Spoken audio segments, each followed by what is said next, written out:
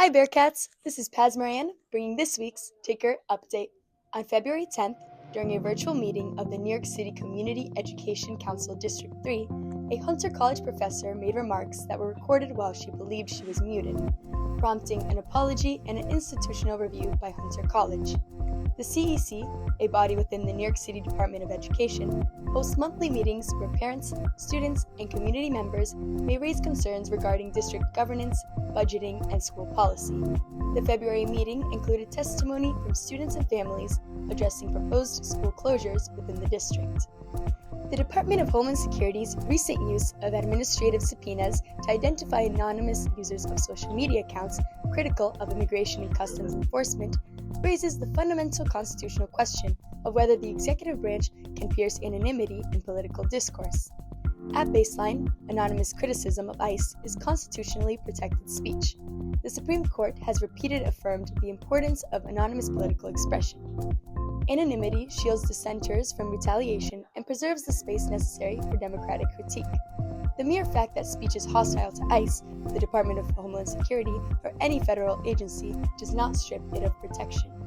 New York City Mayor Zoran Mondani has confirmed a new business improvement district for Coney Island, pledging up to $1 million in its first year.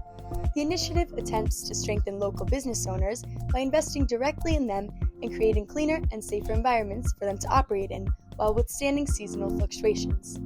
Since 1903, the Toy Fair has taken place every year in New York City and is one of the biggest events in the toy industry. It is organized by the Toy Association, which was founded in 1916 but was known as the Toy Manufacturers of America, Inc. prior. Over time, the event has grown from a less than 10 company showcase into a major gathering where companies introduce new toys before they reach stores. This year, the Javits Center was filled with brands, inventors, designers, retailers, and members of the press. Anne-Marie Llanos is a senior at Baruch College majoring in biomedical sciences and pursuing research in computational chemistry with assistant professor Dr. Bao Fu Chao.